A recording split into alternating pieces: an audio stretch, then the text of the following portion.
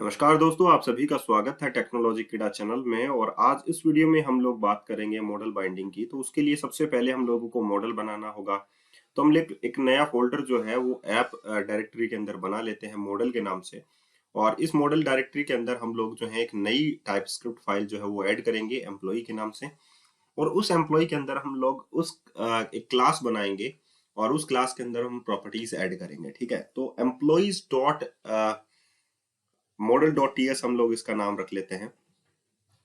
इस फाइल का नाम जो है वो employees dot model dot TS हम लोग इसका नाम रखते हैं। ठीक है, तो एक ये टाइप स्क्रिप्ट फाइल है और टाइप स्क्रिप्ट जो है वो स्ट्रिक्टली जो है वो बाइंड हो चुकी है डाटा टाइप्स के साथ। तो आप लोगों को अगर आप लोगों ने डिफाइन किया है कुछ भी तो उसे आप एक बार नलेबल हम लोग यहाँ पर डिफाइन करेंगे कि जैसे कि आईडी भी नलेबल है, नेम भी उसका नलेबल है।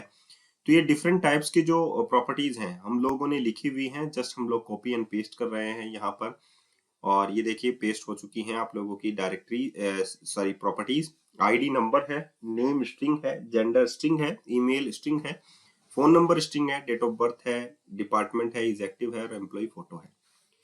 तो ये जो है आप लोगों के पास प्रॉपर्टी डिफाइन कर चुका हूं मैं। अब आप लोगों को क्या करना होता है, एक नया कंपोनेंट हम लोग इसमें बनाते हैं और उस कंपोनेंट के अंदर हम लोग जो है HTML तैयार करेंगे रिस्पेक्टिव जो जितनी भी फील्ड्स हैं हमारी उनके लिए।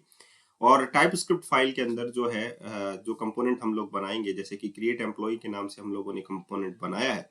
इस कंपोनेंट के अंदर जो टाइप स्क्रिप्ट फाइल आती है उस टाइप स्क्रिप्ट फाइल के अंदर हम लोग इसको इनिशियलाइज भी करेंगे। ठीक है, तो यहाँ पर मैंने टाइपस्क्रिप्ट फाइल के अंदर जो ये टाइपस्क्रिप्ट फाइल है, देखिए यहाँ पर इससे मैं क्या उठाता हूँ, ऐप क्रिएट एम्प्लॉय।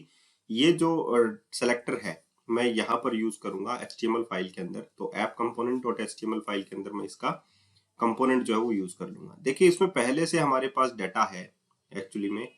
तो फॉर्म डाटा भी है, ऐप क्रिएट एम्प्लॉय भी हम लोगों ने इसके टॉप में ऐड कर दिया है। तो ये जो डाटा है एक्चुअली में यहाँ पर भी दिखेगा और वहां पर भी दिखेगा, मतलब फॉर्म डाटा भी दिखेगा और जो हम लोग तैयार करेंगे अभी उसमें भी दिखेगा। तो जो create employee component dot TS file है उसमें हम लोग एक वेरिएबल बनाते हैं एम्प्लॉय के नाम से। और ये एम्प्लॉय जो है वो किस टाइप का होगा, एम्प्लॉय टाइप का होगा।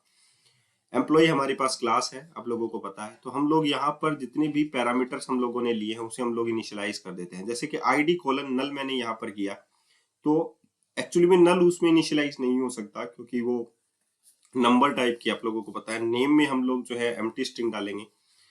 और जितने भी अदर है जैसे कि जेंडर है हमारे पास, ईमेल है हमारे पास, फोन नंबर है हमारे पास। तो ये अगर आप लोगों को नहीं पता चले तो आप लोग क्या करें, उस मॉडल डॉट टीएस फाइल को उठाएं और जो आप लोगों का विंडो सेक्शन है उसमें आप लोग डाउन विंडो में आप लोग रख लीजिए उसे।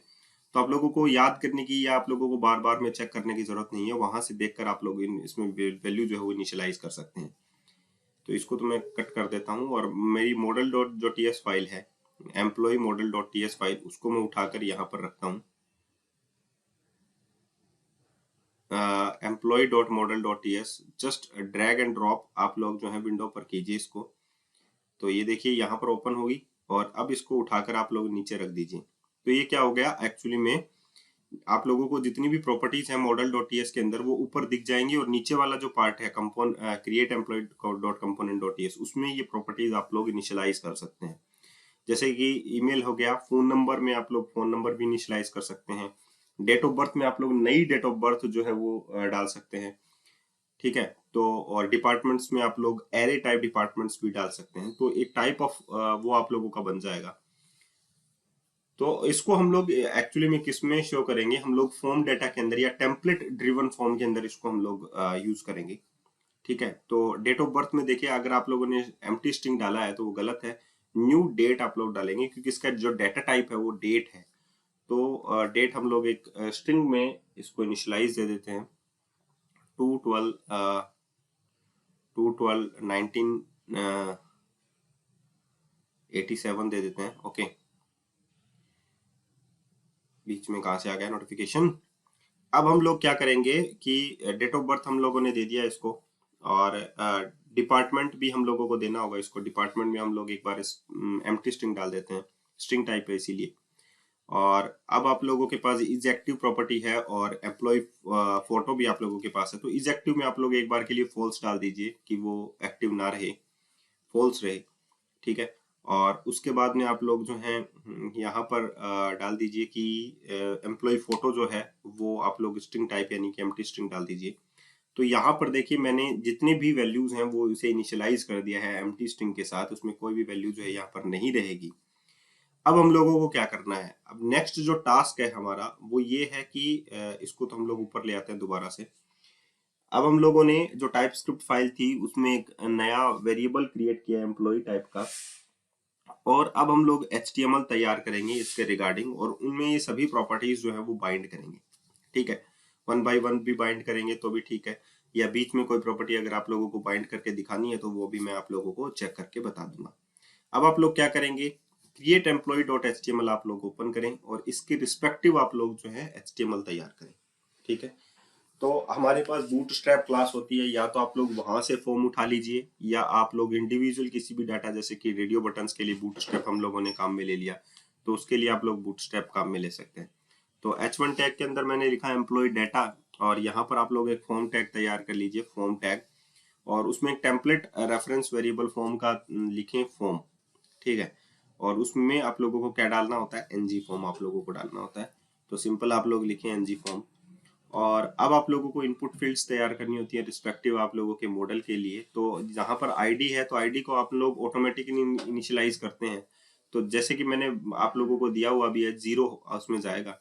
और नेम के लिए आप लोग एक टेक्स्ट बॉक्स फील्ड बना सकते हैं, input type equals to text, name equals to name डाल देते हैं उसमें, और ng मॉडल। अब इसको हम लोग जो है हमारे टाइप स्क्रिप्ट फाइल के साथ जो है वो बाइंड करेंगे, तो इसको हम लोग बोलते हैं मॉडल बाइंडिंग। ng मॉडल, इसमें आप लोग क्या डाले, एम्प्लॉय डॉट नेम। तो ये हो गया आप लोगों की फील्ड्स के साथ जो है बाइंडिंग, इसे हम लोग बोलते हैं मॉडल बाइंडिंग। ठीक है, क्योंकि मॉडल के साथ मैंने जो नेम फील्ड है उसको बाइंड कर दिया इस टेक्स्ट बॉक्स के साथ, तो ये हो गया मॉडल बाइंडिंग। एक टेम्पलेट रेफरेंस वेरिएबल हम लोग इसको दे देते हैं hash name equals to ng model. Placeholder में हम लोग डाल देते हैं एंटर नेम। तो यहाँ पर आप लोगों की जो फील्ड्स है वो तैयार हो जाएगी एक सिंगल, और इसे हम लोग चेक भी कर लेते हैं। और चेक करने के लिए आप लोग क्या डालें, यहाँ पर जस्ट इसको सर्व कर देते हैं ng सर्व करके। और अगर आप लोग यहाँ पर रिक्वायर्ड फील्ड वैलिडेटर यूज में लेना चाहते हैं तो यहाँ पर रिक्वायर्ड फील्ड वैलिडेटर भी आप लोग यूज में ले सकते हैं। ठीक है, तो ये इस टाइप, अभी हम लोग कोई भी वैलिडेटर यहाँ पर यूज में नहीं ले रहे हैं।